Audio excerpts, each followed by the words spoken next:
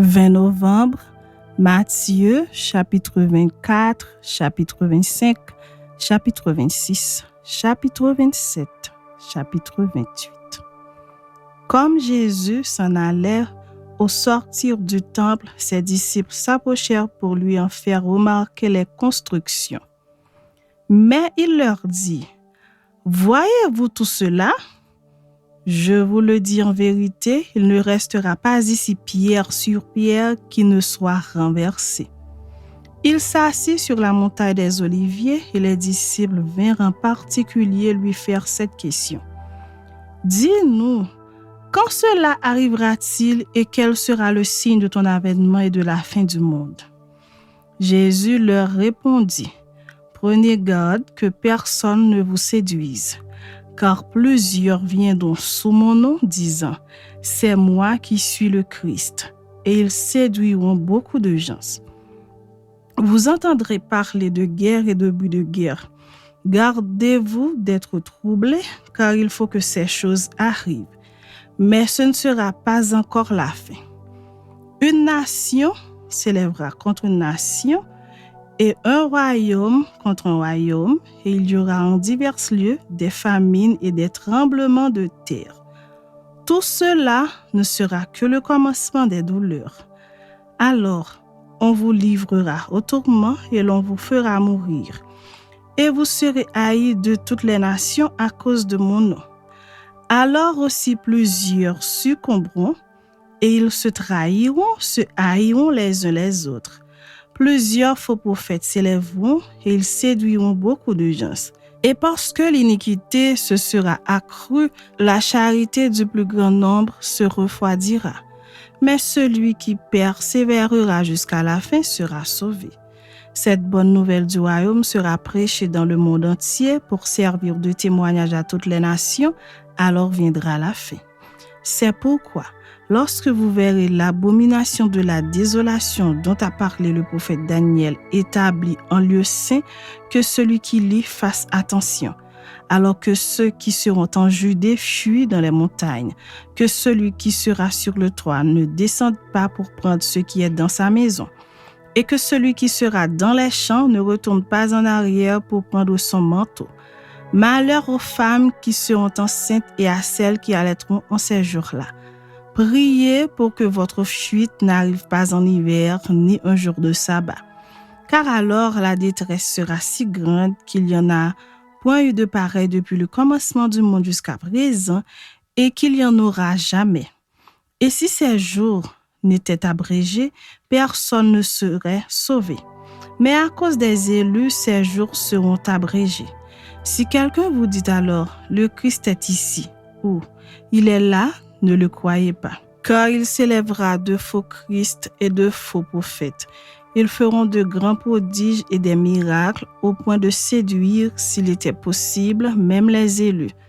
Voici, je vous l'ai annoncé d'avance. Si donc on vous dit, voici il est dans le désert, n'y allez pas. Voici il est dans les chambres, ne le croyez pas. Car comme l'éclair part de l'Orient et se montre jusqu'en Occident, ainsi sera l'avènement du Fils de l'homme. En quelque lieu que soit le cadavre, là s'assembleront les aigles.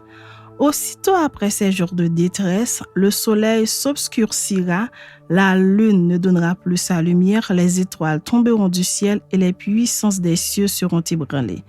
Alors le signe du Fils de l'homme paraîtra dans le ciel, toutes les tribus de la terre se lamenteront et elles verront le Fils de l'homme venant sur les nuées du ciel avec puissance et une grande gloire. Il enverra ses anges avec la trompette retentissante et ils rassembleront ses élus des 4 vents depuis une extrémité des cieux jusqu'à l'autre. Instruisez-vous par une comparaison tirée du figuier. Dès que ses branches deviennent tendres et que les feuilles poussent, vous connaissez que l'été est proche. De même, quand vous verrez toutes ces choses, sachez que le Fils de l'homme est proche à la porte. Je vous le dis en vérité, cette génération ne passera point que tout cela n'arrive. Le ciel et la terre passeront, mais mes paroles ne passeront point. Pour ce qui est du jour et de l'heure, personne ne le sait, ni les anges des cieux, ni le Fils, mais le Père seul. Ce qui arriva du temps de Noé arriva de même à l'avènement du Fils de l'homme. Car dans les jours qui précèdent le déluge, les hommes mangeaient et buvaient, se mariaient et mariaient leurs enfants jusqu'au jour où Noé entra dans l'arche. Et ils ne se doutèrent de rien jusqu'à ce que le déluge vînt et les emporta tous. Il en sera de même à l'avènement du Fils de l'homme. Alors, de deux hommes qui seront dans un champ, l'un sera pris et l'autre laissé. De deux femmes qui moudront à la meule, l'une sera prise et l'autre laissée. Veillez donc, puisque vous ne savez pas quel jour votre Seigneur viendra. Sachez-le bien, si le maître de la maison savait à quelle veille de la nuit le voleur doit venir, il veillerait et ne laisserait pas percer sa maison. C'est pourquoi vous aussi, tenez-vous prêts, car le Fils de l'homme viendra à l'heure où vous n'y penserez pas. Quel est donc le serviteur fidèle et prudent que son maître a établi sur ses gens pour leur donner la nourriture au temps convenable? Heureux ce serviteur que son maître à son arrivée trouvera faisant ainsi. Je vous le dis en vérité, il l'établira sur tous ses biens. Mais si c'est un méchant serviteur qui dit en lui-même « Mon maître tarde à venir », s'il se met à battre ses compagnons, s'il mange et boit avec les ivrognes, le maître de ce serviteur viendra le jour où il ne s'y attend pas et à l'heure qu'il ne connaît pas, il le mettra en pièces et lui donnera sa part avec les hypocrites. C'est là qu'il y aura des pleurs et des grincements de dents. Chapitre 25. Alors le royaume des cieux sera semblable à 10 vierges qui, ayant pris leurs lampes, allèrent à la rencontre de l'époux. 5 d'entre elles étaient folles et 5 sages. Les folles, en prenant leurs lampes, ne prirent point d'huile avec elles. Mais les sages prirent avec leurs lampes de l'huile dans des vases. Comme l'époux tardait, toutes s'assoupirent et s'endormirent. Au milieu de la nuit, on cria « Voici l'époux, allez à sa rencontre ». Alors toutes ces vierges se réveillèrent et préparèrent leurs lampes. Les folles dirent aux sages « Donnez-nous de votre huile, car nos lampes s'éteignent. » Les sages répondirent « Non, il n'y en aurait pas assez pour nous et pour vous. Allez plutôt chez ceux qui en vendent et achetez-en pour vous. » Pendant qu'elles allaient en acheter, l'époux arriva. Celles qui étaient prêtes entrèrent avec lui dans la salle des noces et la porte fut fermée.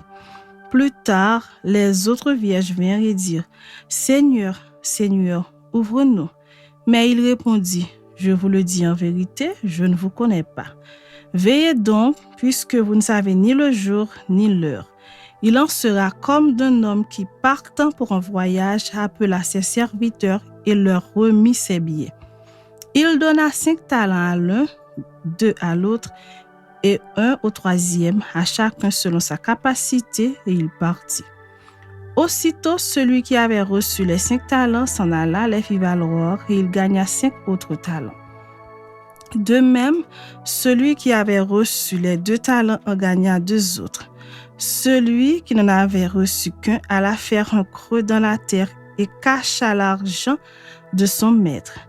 Longtemps après, le maître de ses serviteurs revint et leur fit rendre compte.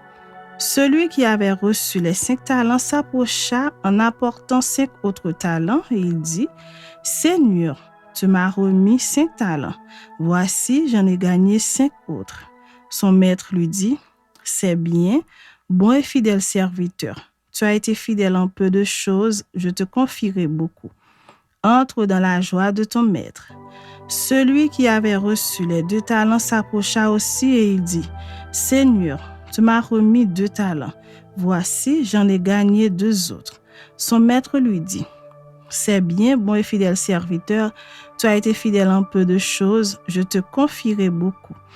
Entre dans la joie de ton maître. » Celui qui n'avait reçu qu'un talent s'approcha ensuite et il dit « Seigneur, je savais que tu es un homme dur qui moissonne où tu n'as pas semé et qui amasse où tu n'as pas vanné. J'ai eu peur, je suis allé cacher ton talent dans la terre.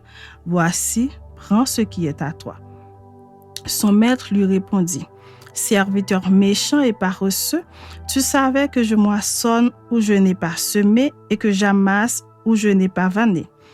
Il te fallait donc remettre mon argent au banquier et à mon retour, j'aurais retiré ce qui est à moi avec un intérêt.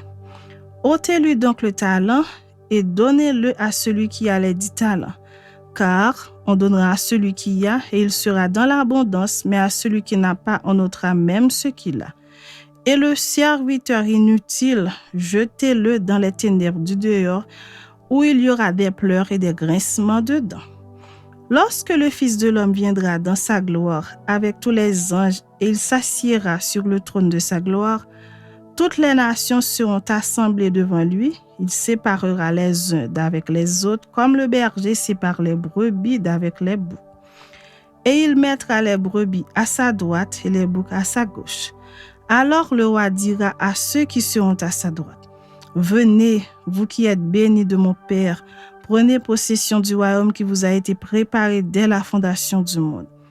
Car j'ai eu faim et vous m'avez donné à manger, j'ai eu soif et vous m'avez donné à boire. J'étais étranger et vous m'avez recueilli. J'étais nu et vous m'avez vêtu. J'étais malade et vous m'avez visité. J'étais en prison et vous êtes venus vers moi. » Les justes lui répondront, « Seigneur, quand avons-nous vu avoir faim et t'avons-nous donné à manger? Ou avoir soif et t'avons-nous donné à boire? Quand avons-nous vu étranger et t'avons-nous recueilli? Ou nu et t'avons-nous vêtu?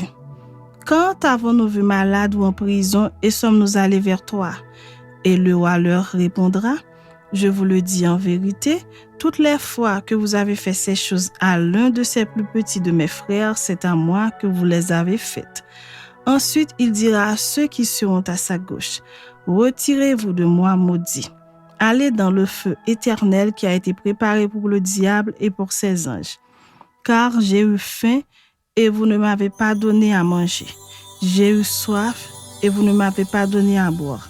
J'étais étranger et vous ne m'avez pas recueilli. J'étais nu et vous ne m'avez pas vêtu.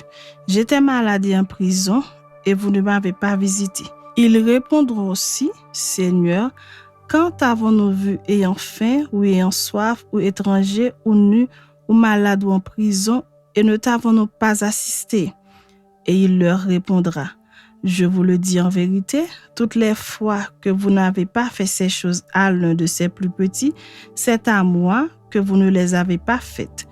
Et ceux-ci iront au châtiment éternel, mais les justes à la vie éternelle. » Chapitre 26. Lorsque Jésus eut achevé tous ses discours, il dit à ses disciples, « Vous savez que la Pâque a lieu dans 2 jours et que le Fils de l'homme sera livré pour être crucifié. » Alors les principaux sacrificateurs et les anciens du peuple se réunirent dans la cour du souverain sacrificateur appelé Caïphe, et ils délibèrent sur les moyens d'arrêter Jésus par ruse et de le faire mourir. Mais ils dirent que ce ne soit pas pendant la fête, afin qu'il n'y ait pas de tumulte parmi le peuple. Comme Jésus était à Béthanie dans la maison de Simon le lépreux, une femme s'approcha de lui tenant un vase d'albâtre qui renfermait un parfum de grand prix. Et pendant qu'il était à table, elle répandit le parfum sur sa tête. Les disciples, voyant cela, s'indignèrent et dirent, « À quoi bon cette perte? On aurait pu vendre ce parfum très cher et en donner le prix aux pauvres. » Jésus, s'en étant aperçu, leur dit, « Pourquoi faites-vous de la peine à cette femme? Elle a fait une bonne action à mon égard. Car vous avez toujours des pauvres avec vous, mais vous ne m'avez pas toujours. En répandant ce parfum sur mon corps, elle l'a fait pour ma sépulture. Je vous le dis en vérité, partout où cette bonne nouvelle sera prêchée dans le monde entier, on racontera aussi en mémoire de cette femme ce qu'elle a fait. » Alors l'un des 12, appelé Judas Iscariote, alla vers les principaux sacrificateurs et dit, « Que voulez-vous me donner et je vous le livrerai? » Et ils lui payèrent 30 pièces d'argent. Depuis ce moment, il cherchait une occasion favorable pour livrer Jésus. Le premier jour des pains sans levain, les disciples s'adressèrent à Jésus pour lui dire: « Où veux-tu que nous te préparions le repas de la Pâque ?» Il répondit: « Allez à la ville chez un tel et vous lui direz: Le Maître dit, mon temps est proche, je ferai chez toi la Pâque avec mes disciples. » Les disciples firent ce que Jésus leur avait ordonné et ils préparèrent la Pâque. Le soir étant venu, il se mit à table avec les 12. Pendant qu'il mangeait, il dit: « Je vous le dis en vérité, l'un de vous me livrera. » Il fut profondément attristé et chacun se mit à lui dire: « Est-ce moi, Seigneur ?» Il répondit: « Celui qui a mis avec moi la main dans le plat, c'est celui qui me livrera. » Le Fils de l'homme s'en va selon ce qui est écrit de lui. Mais malheur à l'homme par qui le Fils de l'homme est livré. Mieux vaudrait pour cet homme qu'il ne fût pas né. Judas, qui le livrait, prit la parole et dit: « Est-ce moi, Rabbi ?» Jésus lui répondit: « Tu l'as dit. » Pendant qu'il mangeait, Jésus prit du pain, et après avoir rendu grâce, il le rompit et le donna aux disciples en disant: « Prenez, mangez, ceci est mon corps. » Il prit ensuite une coupe, et après avoir rendu grâce, il la leur donna en disant: « Buvez-en tous, car ceci est mon sang, le sang de l'alliance qui est répandu pour plusieurs pour la rémission des péchés. Je vous le dis, je ne boirai plus désormais de ce fruit de la vigne jusqu'au jour où j'en boirai de nouveau avec vous dans le royaume de mon Père. » Après avoir chanté les cantiques, ils se rendirent à la montagne des Oliviers. Alors Jésus leur dit: « Je serai pour vous tous cette nuit une occasion de chute, car il est écrit: Je frapperai le berger et les brebis du troupeau seront dispersées. Mais après que je serai ressuscité, je vous précéderai en Galilée. » Pierre, prenant la parole, lui dit: « Quand tu serais pour tous une occasion de chute, tu ne le seras jamais pour moi. » Jésus lui dit: « Je te le dis en vérité, cette nuit même, avant que le coq chante, tu me renieras 3 fois. » Pierre lui répondit: « Quand il me faudrait mourir avec toi, je ne te renierai pas. » Et tous les disciples dirent la même chose. Là-dessus, Jésus alla avec eux dans un lieu appelé Gethsémane et il dit aux disciples: « Asseyez-vous ici pendant que je m'éloignerai pour prier. » Il prit avec lui Pierre et les 2 fils de Zébédée et il commença à éprouver de la tristesse et des angoisses. Il leur dit alors: « Mon âme est triste jusqu'à la mort. Restez ici et veillez avec moi. » Puis, ayant fait quelques pas en avant, il se jeta sur sa face et pria ainsi: « Mon Père, s'il est possible, que cette coupe s'éloigne de moi. Toutefois, non pas ce que je veux, mais ce que tu veux. » Et il vint vers les disciples qu'il trouva endormis et il dit à Pierre: « Vous n'avez donc pu veiller 1 heure avec moi? Veillez et priez afin que vous ne tombiez pas dans la tentation. L'esprit est bien disposé, mais la chair est faible. » Il s'éloigna une seconde fois et pria ainsi: « Mon Père, s'il n'est pas possible que cette coupe s'éloigne sans que je la boive, que ta volonté soit faite. » Il revint et les trouva encore endormis, car leurs yeux étaient appesantis. Il les quitta et s'éloignant, il pria pour la 3e fois, répétant les mêmes paroles. Puis il alla vers ses disciples et leur dit: « Vous dormez maintenant et vous vous reposez. Voici l'heure est proche et le Fils de l'homme est livré aux mains des pécheurs. Levez-vous, allons, voici celui qui me livre s'approche. » Comme il parlait encore, voici Judas, l'un des 12, arriva, et avec lui une foule nombreuse armée d'épées et de bâtons, envoyée par les principaux sacrificateurs et par les anciens du peuple. Celui qui le livrait leur avait donné ce signe: « Celui que je baiserai, c'est lui, saisissez-le. » Aussitôt s'approchant de Jésus, il dit: « Salut, Rabbi !» Et il le baisa. Jésus lui dit: « Mon ami, ce que tu es venu faire, fais-le. » Alors ces gens s'avancèrent, mirent la main sur Jésus et le saisirent. Et voici, un de ceux qui étaient avec Jésus étendit la main et tira son épée. Il frappa le serviteur du souverain sacrificateur et lui emporta l'oreille. Alors Jésus lui dit, « Remets ton épée à sa place, car tous ceux qui prendront l'épée périront par l'épée. Penses-tu que je ne puisse pas invoquer mon Père qui me donnerait à l'instant plus de 12 légions d'anges? Comment donc s'accompliraient les Écritures d'après lesquelles il doit en être ainsi? » En ce moment, Jésus dit à la foule, « Vous êtes venus comme après un brigand avec des épées et des bâtons pour vous emparer de moi. J'étais tous les jours assis parmi vous, enseignant dans le temple, et vous ne m'avez pas saisi. Mais tout cela est arrivé afin que les écrits des prophètes fussent accomplis. Alors tous les disciples l'abandonnèrent et prirent la fuite. Ceux qui avaient saisi Jésus l'emmenèrent chez le souverain sacrificateur Caïphe, où les scribes et les anciens étaient assemblés. Pierre le suivit de loin jusqu'à la cour du souverain sacrificateur, y entra et s'assit avec les serviteurs pour voir comment cela finirait. Les principaux sacrificateurs et tout le Sanhédrin cherchaient quelques faux témoignages contre Jésus suffisants pour le faire mourir. Mais ils n'en trouvèrent point, quoique plusieurs faux témoins se fussent présentés. Enfin, il en vint 2 qui dirent, « Celui-ci a dit, je puis détruire le temple de Dieu et le rebâtir en 3 jours. » Le souverain sacrificateur se leva et lui dit, « Ne réponds-tu rien? Qu'est-ce que ces hommes déposent contre toi? » Jésus garda le silence. Et le souverain sacrificateur prenant la parole lui dit, « Je t'adjure par le Dieu vivant de nous dire si tu es le Christ, le Fils de Dieu. » Jésus lui répondit, « Tu l'as dit.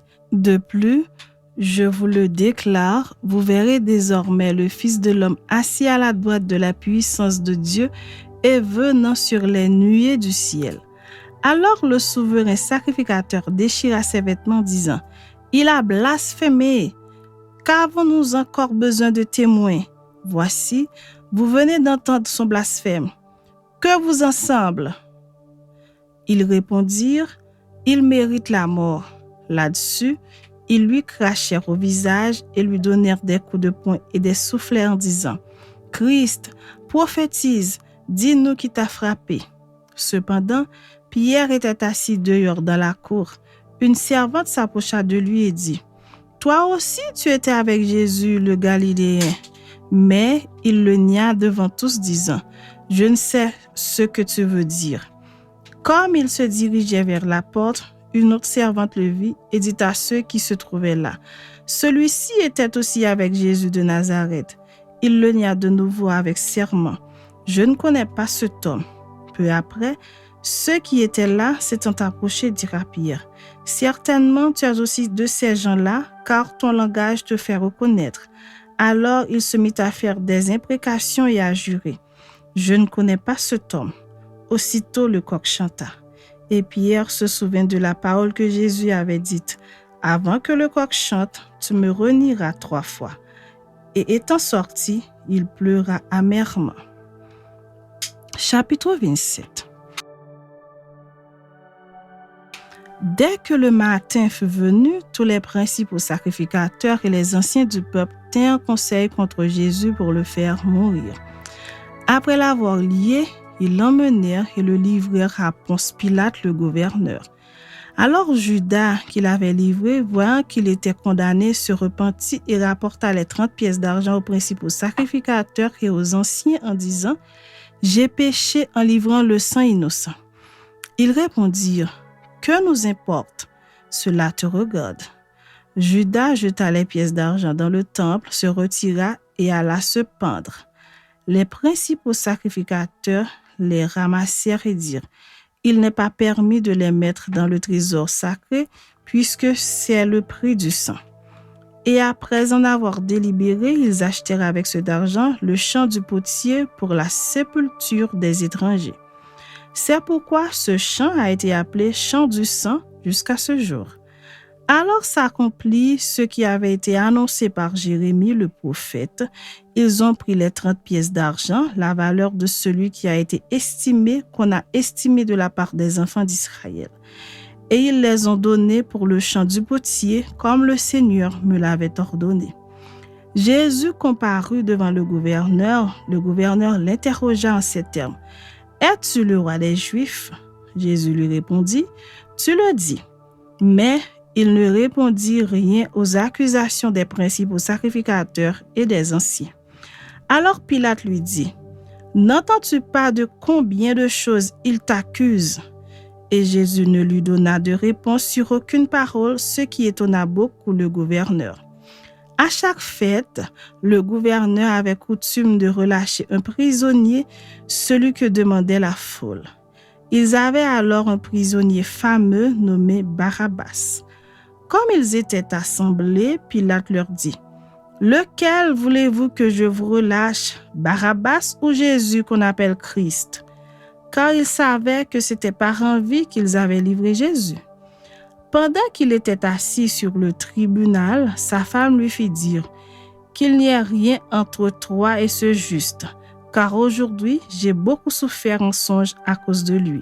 Les principaux sacrificateurs et les anciens persuadèrent à la foule de demander Barabbas et de faire périr Jésus. Le gouverneur, prenant la parole, leur dit, « Lequel des deux voulez-vous que je vous relâche ?» Ils répondirent, « Barabbas. » Pilate leur dit, « Que ferai-je donc de Jésus qu'on appelle Christ ?» Tous répondirent, « Qu'il soit crucifié. » Le gouverneur dit, « Mais quel mal a-t-il fait ?» Et il cria encore plus fort, « Qu'il soit crucifié. » Pilate, voyant qu'il ne gagnait rien, mais que le tumulte augmentait, prit de l'eau, se lava les mains en présence de la foule et dit, « Je suis innocent du sang de ce juste, cela vous regarde. » Et tout le peuple répondit, « Que son sang retombe sur nous et sur nos enfants. » Alors Pilate leur relâche Barabbas, et après avoir fait battre de verre Jésus, il le livra pour être crucifié. Les soldats du gouverneur conduisirent Jésus dans le prétoire et ils assemblèrent autour de lui toute la cohorte. Ils lui ôtèrent ses vêtements et le couvrirent d'un manteau écarlate. Ils tressèrent une couronne d'épines qu'ils posèrent sur sa tête et ils lui mirent un roseau dans la main droite. Puis, s'agenouillant devant lui, ils le raillaient en disant « Salut, roi des Juifs !» Et ils crachèrent contre lui, prenaient le roseau et frappaient sur sa tête. Après s'être ainsi moqués de lui, ils lui ôtèrent le manteau, lui remirent ses vêtements et l'emmenèrent pour le crucifier. Lorsqu'ils sortirent, ils rencontrèrent un homme de Cyrène appelé Simon et ils le forcèrent à porter la croix de Jésus. Arrivé au lieu nommé Golgotha, ce qui signifie lieu du crâne, ils lui donnèrent à boire du vin mêlé de fiel, mais quand il le goûtait, il ne voulut pas boire. Après l'avoir crucifié, ils se partagèrent ses vêtements en tirant au sort afin que s'accomplisse ce qui avait été annoncé par le prophète. Ils se sont partagés mes vêtements et ils ont tiré au sort ma tunique. Puis ils s'assirent et le gardèrent. Pour indiquer le sujet de sa condamnation, on écrivit au-dessus de sa tête. Celui-ci est Jésus, le roi des Juifs. Avec lui furent crucifiés deux brigands, l'un à sa droite et l'autre à sa gauche. Les passants l'injuriaient et secouaient la tête en disant « Toi qui détruis le temple et qui le rebâtis en 3 jours, sauve-toi toi-même. Si tu es le Fils de Dieu, descends de la croix. » Les principaux sacrificateurs avec les scribes et les anciens se moquaient aussi de lui et disaient « Il a sauvé les autres et il ne peut se sauver lui-même. S'il est roi d'Israël, qu'il descende de la croix et nous croirons en lui. » Il s'est confié en Dieu, que Dieu le délivre maintenant s'il l'aime, car il a dit « Je suis fils de Dieu ». Les brigands crucifiés avec lui l'insultaient de la même manière. Depuis la 6e heure jusqu'à la 9e, il y eut des ténèbres sur toute la terre. Et vers la 9e heure, Jésus s'écria d'une voix forte, « Élie, Élie, lama sabachthani » c'est-à-dire « Mon Dieu, pourquoi m'as-tu abandonné ?» Quelques-uns de ceux qui étaient là l'ayant entendu dire « Il appelle Élie » et aussitôt l'un d'eux courut prendre une éponge qu'il remplit de vinaigre et l'ayant fixée à un roseau, il lui donna à boire. Mais les autres disaient, laisse, voyons si Élie viendra le sauver. Jésus poussa de nouveau un grand cri et rendit l'esprit. Et voici, le voile du temple se déchira en deux, depuis le haut jusqu'en bas, la terre trembla, les rochers se fendirent, les sépulcres s'ouvrirent et plusieurs corps des saints qui étaient morts ressuscitèrent. Étant sortis des sépulcres après la résurrection de Jésus, ils entrèrent dans la ville sainte et apparurent à un grand nombre de personnes. Le centenier et ceux qui étaient avec lui pour garder Jésus, ayant vu le tremblement de terre et ceux qui venaient d'arriver, furent saisis d'une grande frayeur et dirent, « Assurément, cet homme était fils de Dieu. » Il y avait là plusieurs femmes qui regardaient de loin, qui avaient accompagné Jésus depuis la Galilée pour le servir.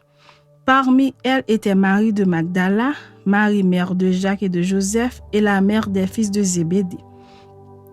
Le soir étant venu, arriva un homme riche d'Arimathée nommé Joseph, lequel était aussi disciple de Jésus. Il se rendit vers Pilate et demanda le corps de Jésus. Et Pilate ordonna de le remettre. Joseph prit le corps, l'enveloppa d'un linceul blanc et le déposa dans un sépulcre neuf qu'il s'était fait tailler dans le roc. Puis il roula une grande pierre à l'entrée du sépulcre et il s'en alla. Marie de Magdala et l'autre Marie étaient là, assises vis-à-vis du sépulcre. Le lendemain, qui était le jour après la préparation, les principaux sacrificateurs et les pharisiens allèrent ensemble auprès de Pilate et dirent, « Seigneur, nous nous souvenons que cet imposteur a dit, quand il vivait encore, après 3 jours, je ressusciterai. Ordonne donc que le sépulcre soit gardé jusqu'au 3e jour, afin que ses disciples ne viennent pas dérober le corps et dire au peuple, il est ressuscité des morts. Cette dernière imposture serait pire que la première. » Pilate leur dit, « Vous avez une garde, allez garder-le comme vous l'entendrez. » Ils s'en allèrent et s'assurèrent du sépulcre au moyen de la garde après avoir scellé la pierre. Chapitre 28. Après le sabbat, à l'aube du premier jour de la semaine, Marie de Magdala et l'autre Marie allèrent voir le sépulcre. Et voici, il y eut un grand tremblement de terre, car un ange du Seigneur descendit du ciel, vint rouler la pierre et s'assit dessus. Son aspect était comme l'éclair et son vêtement blanc comme la neige. Les gardes tremblèrent de peur et devinrent comme morts. Mais l'ange prit la parole et dit aux femmes, « Pour vous, ne craignez pas, car je sais que vous cherchez Jésus qui a été crucifié. Il n'est point ici, il est ressuscité comme il l'avait dit. Venez, voyez le lieu où il était couché et allez promptement dire à ses disciples qu'il est ressuscité des morts. Et voici, il vous précède en Galilée. C'est là que vous le verrez. Voici, je vous l'ai dit. » Elles s'éloignèrent promptement du sépulcre avec crainte et avec une grande joie, et elles coururent porter la nouvelle aux disciples. Et voici, Jésus vint à leur rencontre et dit, « Je vous salue. » Elles s'approchèrent pour saisir ses pieds et elles se prosternèrent devant lui. Alors Jésus leur dit, « Ne craignez pas. Allez dire à mes frères de se rendre en Galilée, c'est là qu'ils me verront. » Pendant qu'elles étaient en chemin, quelques hommes de la garde entrèrent dans la ville et annoncèrent aux principaux sacrificateurs tout ce qui était arrivé. Ceux-ci, après s'être assemblés avec les anciens et avoir tenu conseil, donnèrent aux soldats une forte somme d'argent en disant, « Dites, ces disciples sont venus de nuit le dérober pendant que nous dormions. Et si le gouverneur l'apprend, nous l'apaiserons et nous vous tirerons de peine. » Les soldats prirent l'argent et suivirent les instructions qui leur furent données. Et ce bruit s'est répandu parmi les Juifs jusqu'à ce jour. Les 11 disciples allèrent en Galilée sur la montagne que Jésus leur avait désignée. Quand ils le virent, ils se prosternèrent devant lui. Mais quelques-uns eurent des doutes. Jésus, s'étant approché, leur parla ainsi. « Tout pouvoir m'a été donné dans le ciel et sur la terre. Allez, faites de toutes les nations des disciples, les baptisant au nom du Père, du Fils et du Saint-Esprit, et enseignez-leur à observer tout ce que je vous ai prescrit. Et voici, je suis avec vous tous les jours jusqu'à la fin du monde.